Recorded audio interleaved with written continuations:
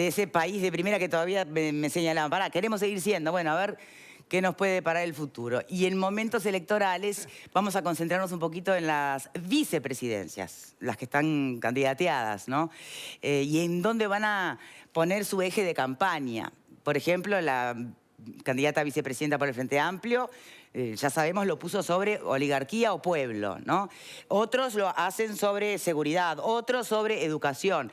Vamos a ver quién ha sido señalado como de los últimos nombres para el Partido Colorado, ¿ah? Como fórmula para Talvi, Robert Silva, ex consejero de Codicen, en representación de los docentes, nos acompaña hoy en el programa. Repasemos primero lo que fue finalmente, algo que ya se sabía, ¿no? De pasillo. Iba a ser habilitado, pero la Corte tenía que decirlo expresamente. A ver.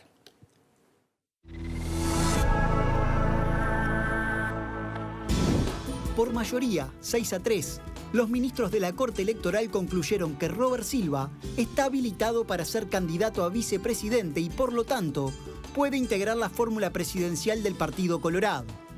La duda planteada era si Silva, habiendo sido integrante del Codicen hasta hace menos de un mes, podía ser candidato. El artículo 201 de la Constitución establece que los integrantes de servicios descentralizados, como es el Codicen, deben renunciar un año antes para postularse como candidatos al legislativo. La Corte Electoral entendió que Silva no es candidato a legislador, sino que es candidato a vicepresidente, por más que quien ejerce ese cargo cumple funciones legislativas. Votaron a favor de la habilitación los ministros colorados y blancos, el vicepresidente de la Corte, Wilfredo Penco, y el presidente, José Arocena. Votaron a favor gente de todos los partidos, quiere decir que estamos en terreno jurídico sólido. El Partido Colorado había presentado 9 informes de juristas y técnicos que argumentaban a favor de la habilitación de Silva. Ahora estamos resolviendo algunos temas internos que tienen que ver con el programa único del partido y ya planeando la gira, la campaña territorial, que va a ser intensa.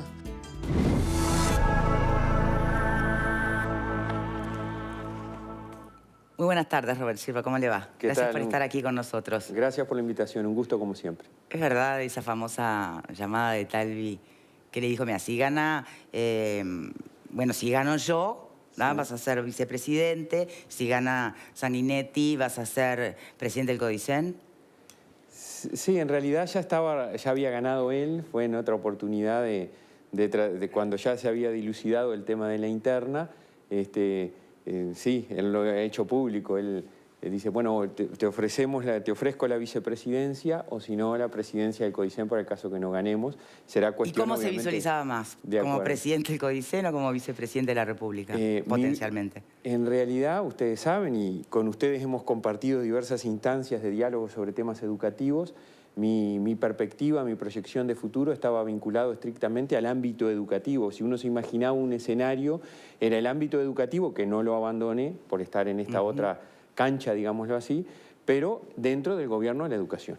Bien, y justamente la pregunta clave por allí es, ¿usted cómo visualiza que debe seguir la educación?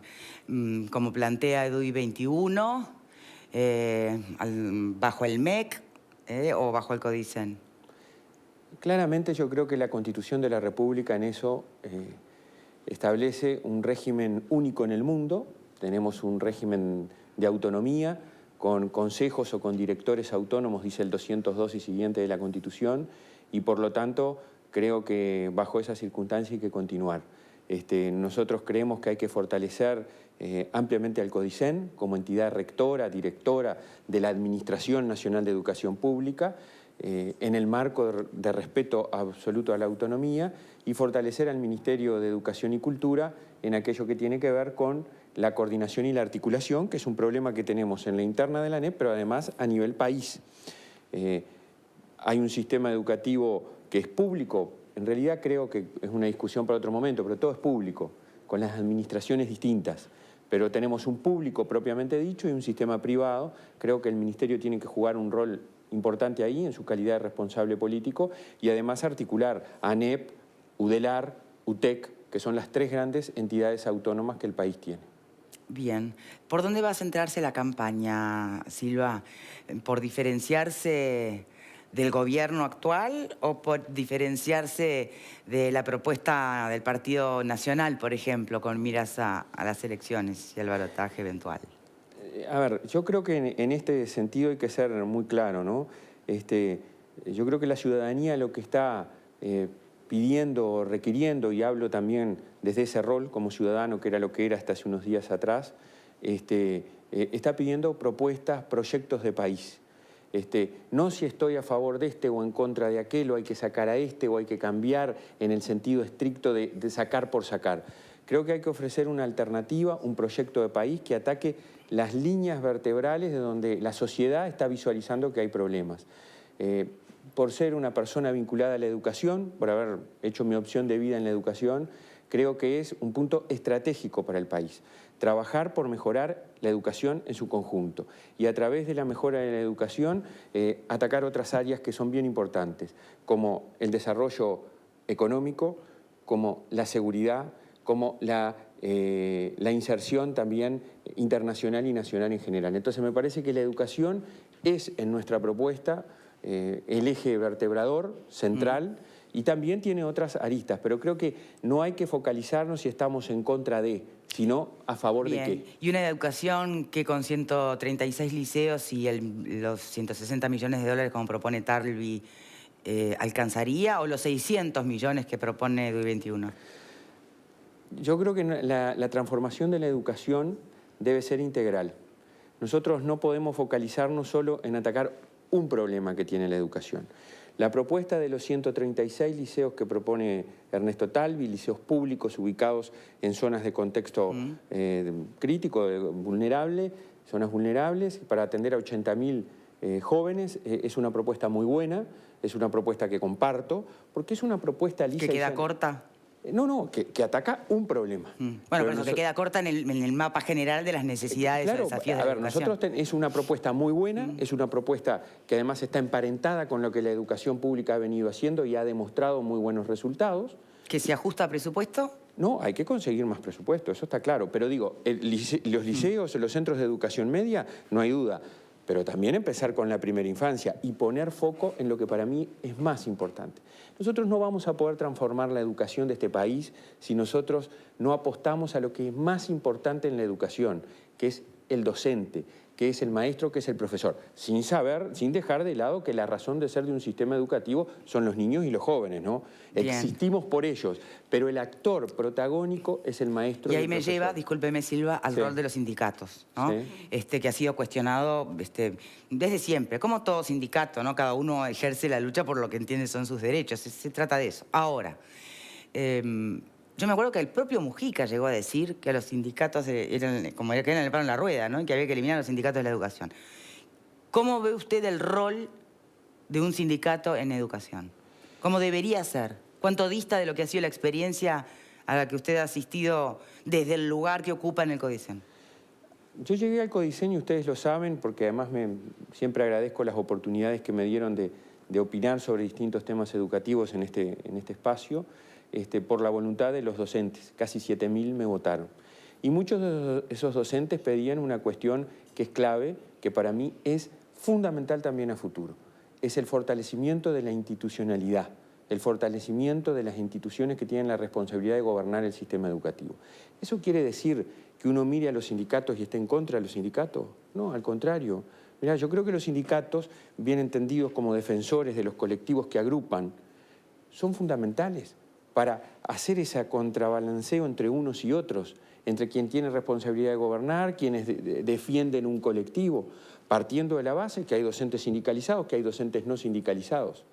Yo creo que ponerse en oposición a los sindicatos es cometer un error, pero sí decir, en la gobernanza del sistema educativo, en quienes tienen responsabilidades, los sindicatos no están. Los sindicatos están para otra cosa. El asesoramiento técnico lo tiene que tener una TD, la defensa de las condiciones de trabajo. Pero ¿cuántas veces hay paros que van más allá del reclamo salarial o de necesidades básicas de infraestructura?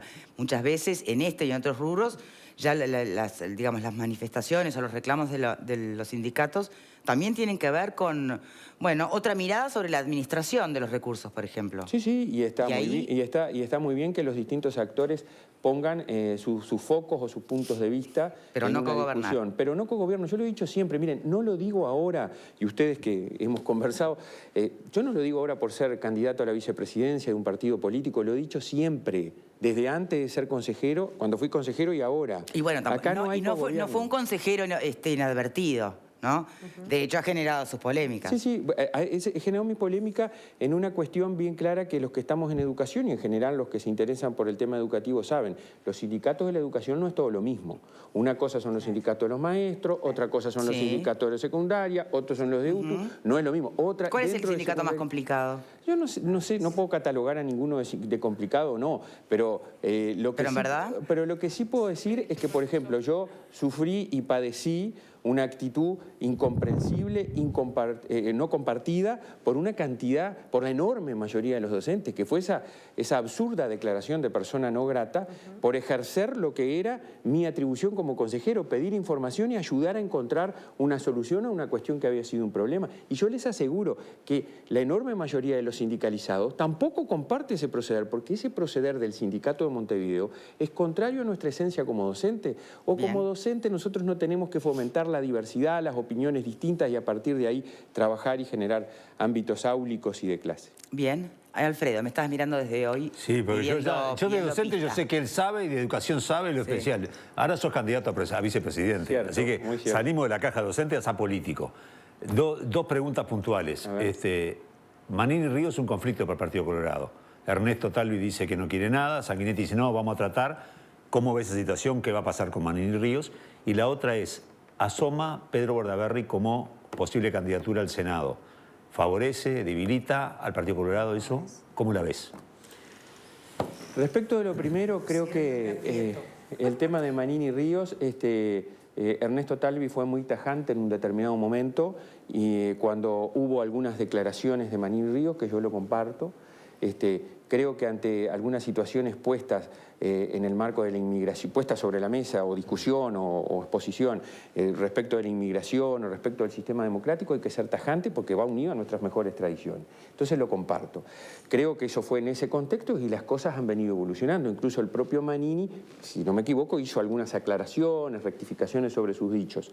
También Ernesto ha dicho una cosa que también la comparto. Nosotros tenemos que conocer los principios, tenemos que conocer los programas para saber eventualmente si podemos avanzar o no. También lo comparto. Creo que nosotros a los partidos nuevos que no tienen historia, que no sabemos sus principios, que no sabemos sus programas, necesitamos conocer eso para eventualmente avanzar en acuerdos, porque no se trata de excluir a nadie, pero sí tener un proyecto que nos aglutine, que exista puntos de coincidencia respecto del mismo para avanzar. Eso es lo primero. Respecto de lo segundo de Pedro, ustedes saben que Pedro se retiró de la política hace ya unos cuantos años y lo hizo de una determinada manera. Yo era militante, ustedes ¿vuelve o no vuelve al final? Bueno, eso es lo que yo le iba a contestar, que yo en realidad, a pesar de estar donde estoy, no sé si vuelve o no vuelve. Hay rumores y trascendidos de prensa. No sabemos cuál es la situación, quién se va a agrupar, porque hay tres grandes sectores dentro del partido, seguramente implicará movimientos dentro de esos sectores, porque los que son dirigentes y militaron y se postularon para recoger la confianza a través del voto de la ciudadanía, o estaban con la 15, o estaban con Sanguinetti, o estaban con Ciudadanos. Nosotros creo que tenemos un proyecto consolidado a nivel de partido y habrá que ver. Yo creo que por sumar y trabajar por un proyecto de país, bienvenido sea a todos los que se quieran sumar. ¿Sirve entonces que vuelva? No sé si sirve o si no sirve. No, a ver, creo que es una decisión que tendremos que evaluarla en la medida que Pedro resuelva y lo sepamos a través de él. Porque ahora, yo incluso les confieso, he hablado con algunos colegas de partido y tampoco lo saben. Ciencia cierta no se sabe, ¿no? Bien, Alejandro. Por un tiempo vamos a tomar como válidas esas respuestas, porque es el ingreso de Silva justamente en la arena política, ¿no? La segunda vez ya no. Pero la próxima visita, no, ¿eh? Menos condescendiente. Ale. A mí me parece que, a ver, la candidatura la fórmula presidencial que presenta el Partido Colorado muestra algunas fortalezas. Una tiene que ver con, justamente, no estoy tan de acuerdo con lo que dice Alfredo, aunque así entiendo el espíritu, ¿verdad? Robert Silva es un hombre de la educación, y la educación es uno de los temas que más preocupan a los orientales. Por lo tanto, parece ser una señal de carácter político absolutamente clara y meridiana. Tanto nos ocupa esto, tanto nos preocupa esto, que ponemos como candidato a la vicepresidencia un hombre experto en la materia. Eso cualquiera lo puede entender, y cualquier análisis político eso lo ve como algo sólido. Otra de las cosas que yo no lo he escuchado tanto últimamente, que tiene que ver con la candidatura, es que es un hombre del interior. Por lo tanto, es una fórmula que se sale exactamente de la lógica montevideana, metropolitana. No obstante, también puede presentar alguna debilidad, y tiene que ver que los dos integrantes de la fórmula provienen del ámbito técnico-académico propiamente dicho, ¿verdad? No, el métier político no ha sido la cuna de ninguno de los candidatos, y esto me parece que también puede bolsarse con una fragilidad, o al contrario, una mirada un tanto distinta de la nueva forma de hacer política que parece que parte de la ciudadanía está reclamando. La pregunta en todo caso que yo quisiera hacerte, Robert, es, saludando además la calidad, que me parece que es una fórmula de buena calidad, y a mí las democracias me gusta que tengan buenas calidades, y sus protagonistas le hacen bien a la República. Desde esa perspectiva yo quisiera preguntarte, justamente de los que tienen chance a ganar la presidencia, es la única fórmula que no es paritaria, ¿verdad? Desde ese lugar, ¿cómo sentís que puede oficiar eso como una debilidad? Y la otra, y si en efecto sos vicepresidente de la República, vas a estar al frente de la Asamblea General, con todo lo que ello implica, y no es ese un aspecto que podés desarrollarte con gran eficacia, pero no es el que está vinculado a tu historia, si eso no se presenta también como una potencial debilidad. A ver. Lo que tú dijiste del interior fue una de las cuestiones que Ernesto puso sobre la mesa cuando me ofreció la candidatura. La necesidad, por esa visión que él tiene de proyectar el agro como fuente o como potencial desarrollo del país, desde la producción de alimentos y la agroindustria, y me lo puso, o sea que estuvo, es cierto. La cuestión de la paridad, nosotros creemos que venimos de un partido que ha tenido una fuerte historia en ese sentido, que ha acompañado cuestiones vinculadas a último momento al tema, y estamos acá, tanto Ernesto Talvi como yo, para representar a hombres y mujeres y atender las distintas temáticas y seguir trabajando en esa cuestión. O sea que creo que puede no ser visto, quizás también desde otra perspectiva puede ser visto que por una cuestión de género se ponga o no a una persona. El Partido Colorado tomó una decisión en cuanto a ocupar la vicepresidencia de acuerdo a determinadas características, y esas características las reunía yo, y por eso se tomó esa decisión. Pero no quiere decir que no se atiendan cuestiones que hay que seguir avanzando en el tema género. Lo segundo, que me parece bien importante, tú me planteabas el tema del desafío de la vicepresidencia. Sí, te confieso que sí, que va a ser, porque nosotros salimos a la cancha para ganar y para estar en el balotaje. Lo dijimos desde un primer momento, hay experiencia en particular de Ernesto Talvi, que empezó 40 o más puntos atrás y llegó a ganar la interna del Partido Colorado. Por más de 30. Sí, exacto, por más de 20, ¿no? 22, sí. 21, 22. Cierto. Creo que esa es una realidad, y tendremos que aprender de una cuestión de la cual de la que no tenemos experiencia. Sí te digo que tengo una cosa que es, y lo tomo humilde y modestamente como una virtud. He estado en diversos momentos de la historia del país y desde muy joven ocupando cargos bien complejos en situaciones complejas del país. Te menciono en particular dos. Una, haber sido secretario general de secundaria y de Codicen en las épocas de la reforma de Germán Rama, que les confieso que no fue fácil. No fueron periodos fáciles, y hubo que mediar, articular y negociar muchas veces. Y la segunda cosa que me dio eso de mediador, articulador y de estar en situaciones de tensión y de conflicto, tratando de procurar siempre acuerdos y consensos, fue haber sido secretario general de Codicen en la época del gobierno de Valle en plena crisis, cuando a veces llegábamos a fin de mes y no teníamos la disponibilidad financiera, sí presupuestal, pero no financiera, para afrontar las diversas obligaciones, entre ellas la alimentación, los salarios de los docentes, y teníamos que salir a buscar acuerdos, reunirnos con los sindicatos. El Codicen de ese momento me había pedido que yo estuviera al frente de esos acuerdos y de ahí conozco a muchos de los dirigentes sindicales. O sea que creo que tengo una facilidad además de formación en mediación, negociación, coordinación, articulación, ser componedor, tratar de encontrar acuerdos. Y en un Parlamento en donde vamos a tener, por lo que dicen actualmente las realidades, un fraccionamiento importante, creo que ese atributo parece por lo menos a considerar. Bien.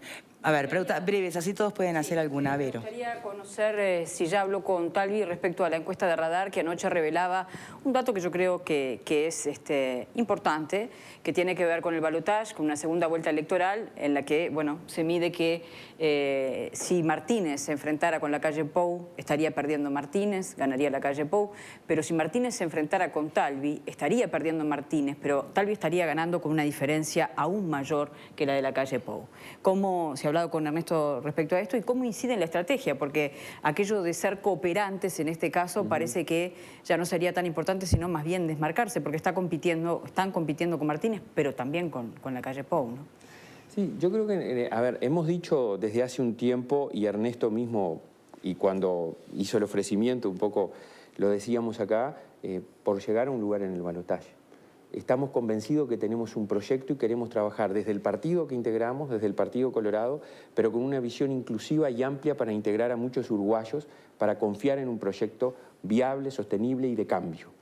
Lo que hablamos con Ernesto no fue particularmente sobre esta última encuesta, sí en realidad sobre mediciones anteriores de esta misma empresa, que ha sido la que pareciera que estuvo más cerca en la elección anterior en cuanto a la proyección de resultados, de que, bueno, de que estamos logrando en un electorado muchísimo más allá del Partido Colorado responder a necesidades o albergar una cosa que yo me gusta decir porque a mí me lo ha dicho mucha gente y yo lo voy a decir acá. A mí mucha gente me ha dicho, estoy volviendo a tener esperanza, estoy empezando a creer de nuevo que en tal o cual cosa.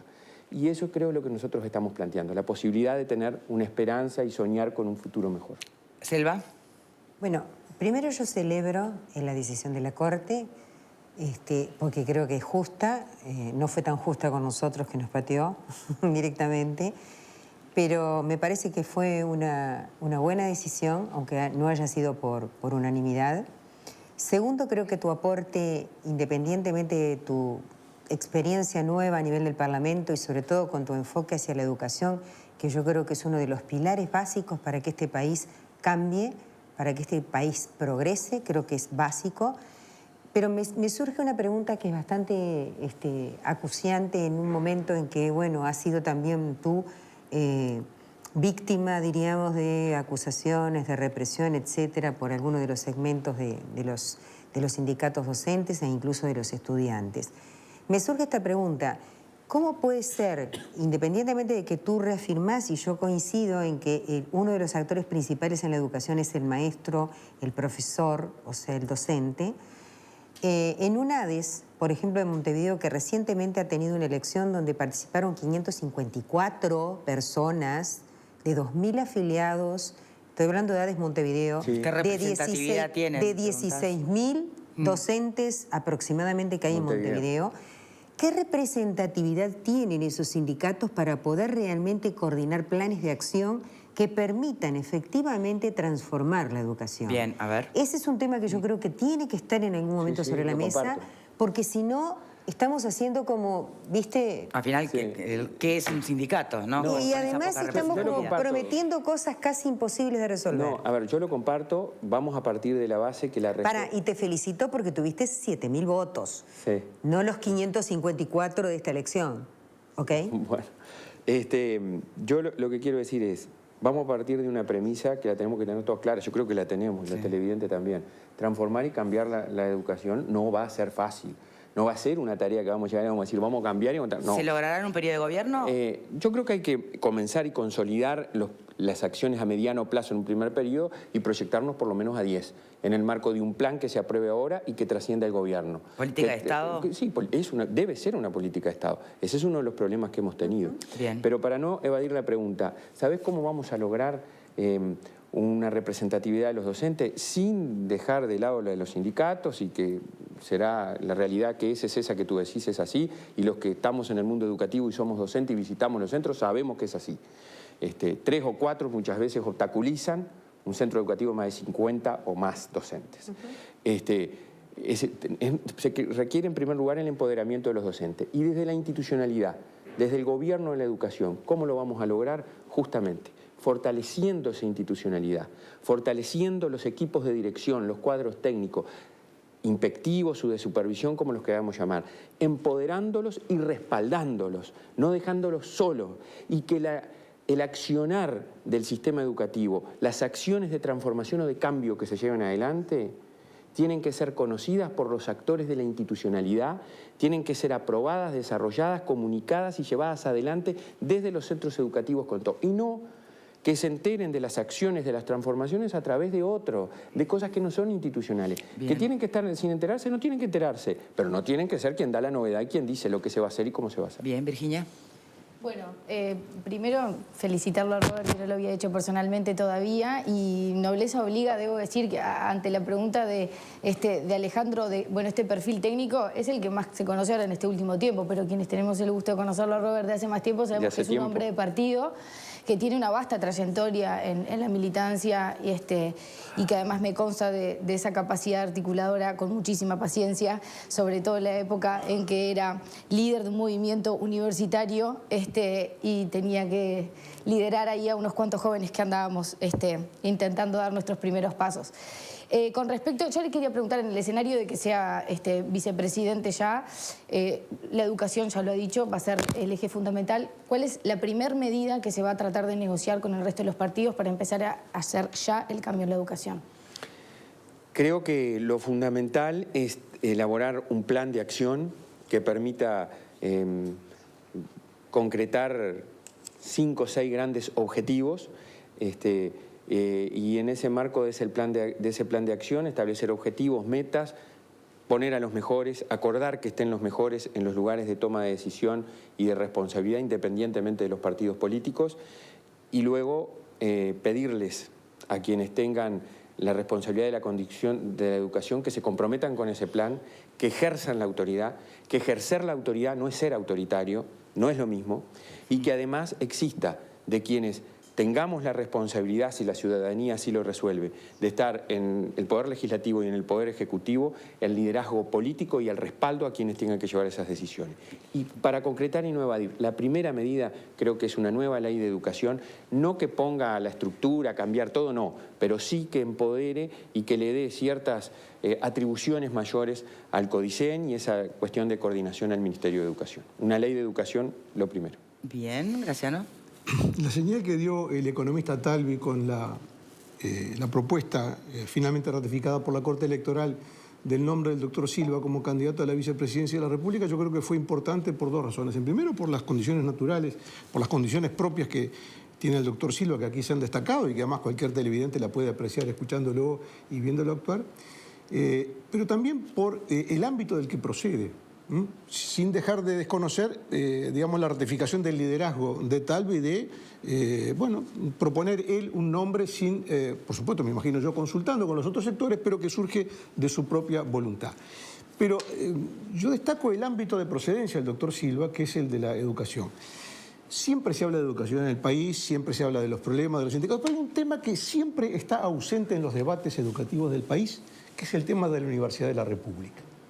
Parece que es un tema que es espinoso. Nadie quiere hablar de la universidad. Yo estoy aburrido de preguntar a los candidatos. Vino acá el doctor Operti y le pregunté por qué estaba la omisión de la universidad en la propuesta de 2021. Me dijo, sí, la verdad, es una omisión.